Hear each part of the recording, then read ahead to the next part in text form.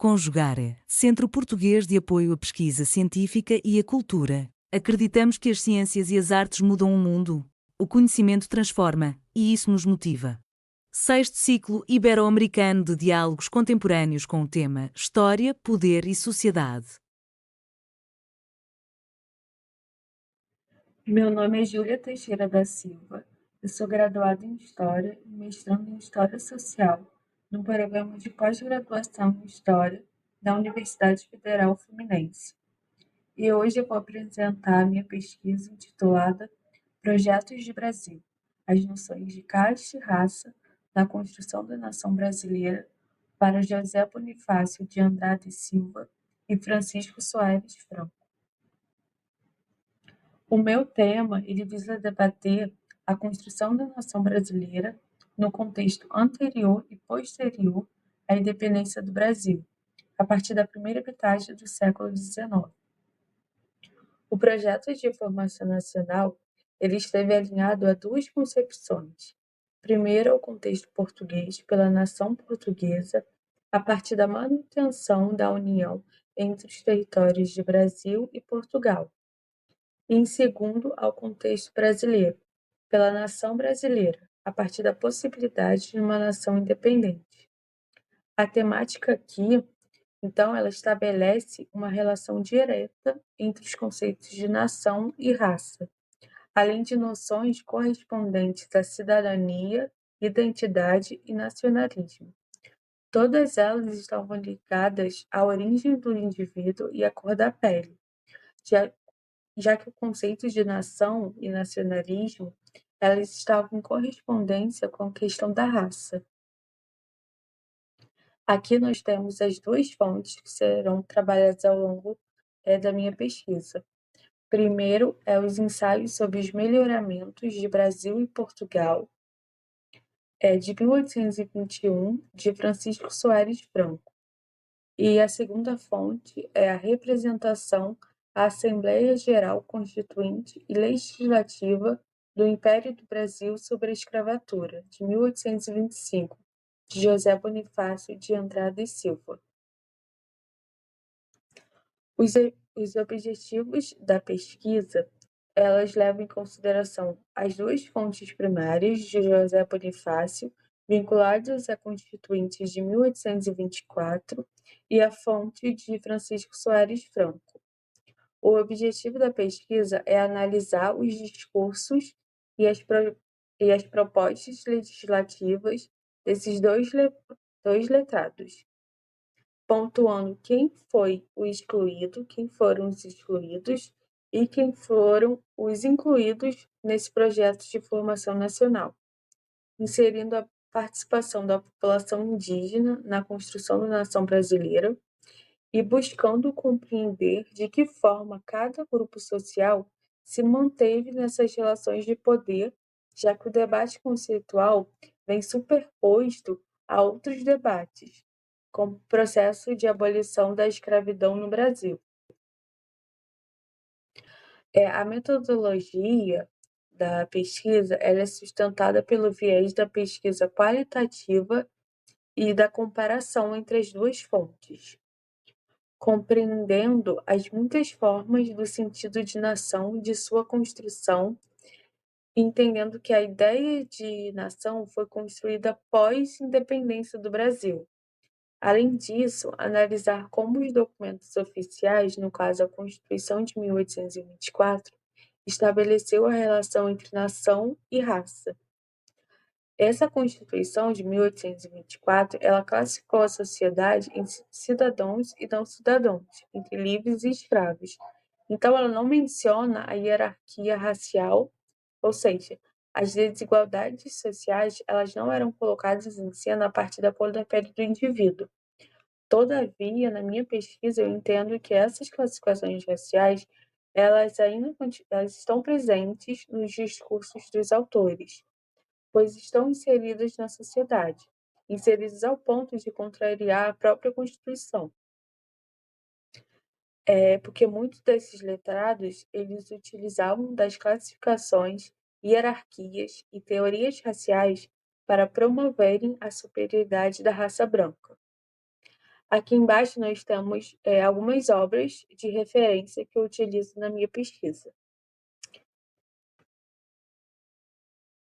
A relação de nação e raça para José Bonifácio é que para ele o Brasil não poderia progredir e civilizar-se sem acabar com a escravidão e seu comércio, sendo a favor da abolição do comércio de escravos e da emancipação dos cativos. A escravidão seria considerado um crime contra o direito natural e contra as leis do Evangelho, encarada como fonte de pecado a partir da mudança moral do homem. A construção dos argumentos de Andrada a respeito do pecado da escravidão foi determinada pelo papel que o Brasil desempenhou na relação com sua metrópole, com relação a Portugal.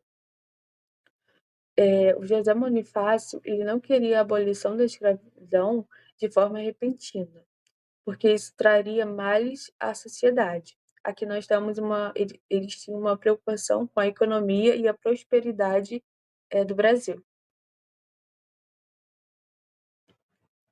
Para ele, acabar do comércio de escravos deve ser realizada a gradual emancipação, dando dignidade aos homens.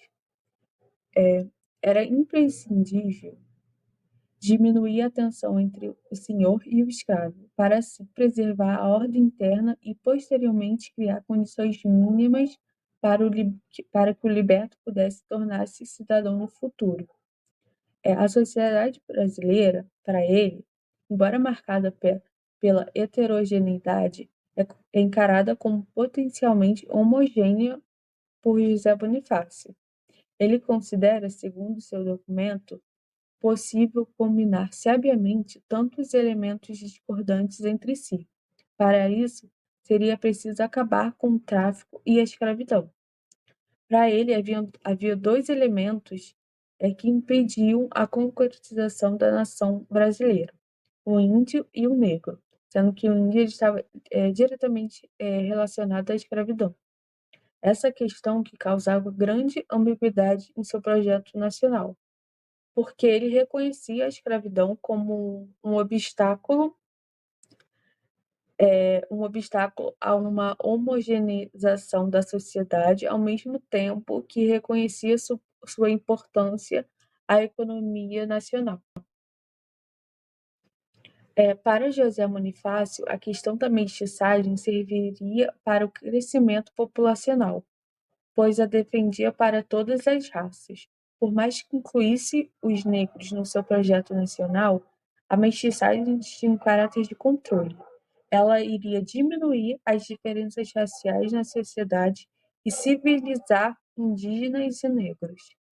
É daqui que vem o incentivo à, à imigração europeia, diferente do argumento de Soares Franco, que ele utiliza, já que a imigração para o Soares Franco seria o apagamento total da população negra. Para o Soares Franco, as castas enfraquecem a nação.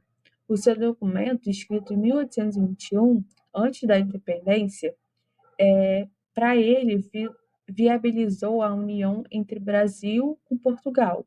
Era importante para Portugal essa união, pois o Brasil escravista não era saudável para a construção luso-brasileira. O Brasil não poderia ser parte de Portugal se continuasse escravista. Uma questão importante para o Soares Franco é que a consolidação nacional só era possível se houvesse a diminuição das castas, que naquele momento, de acordo com seu documento, se referia à raça, ou seja, uma sociedade de diferentes castas, raças, não seria uma nação.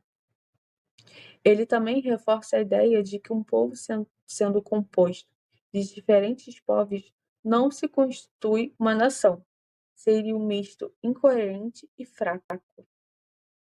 Sendo assim, a unidade política seria definida por Soares Franco pela redução da nação a um só componente da sociedade, ou seja, criar uma nação a partir da difusão das três raças, branca, indígena e negra, evidenciando essa unidade política. Para ele, existiam três tipos de raças ou castas: a casta indígena ou branca, a casta preta e a classe de habitantes mestiços. Uma questão importante colocada pelo Soares Franco é que ele coloca a casta indígena no quase patamar da branca, argumentando e evidenciando esta, mas diminui a casta preta e quer extinguir a mestiça. Até o momento, os resultados encontrados na pesquisa dialogam com a principal hipótese. A construção e consolidação da nação brasileira está atrelada à hierarquia racial e às bases escravistas da sociedade brasileira do século XIX. Sob as transformações das relações de hierarquia e discursos de poder, a chave da análise racial põe em questão diferentes projetos da construção da nação brasileira. Aqui nós temos as referências trabalhadas ao longo da pesquisa. Obrigada. Realização, Conjugare, Centro Português de Apoio à Pesquisa Científica e à Cultura. Inscreva-se no canal, comente, curta e compartilhe. Obrigado por assistir.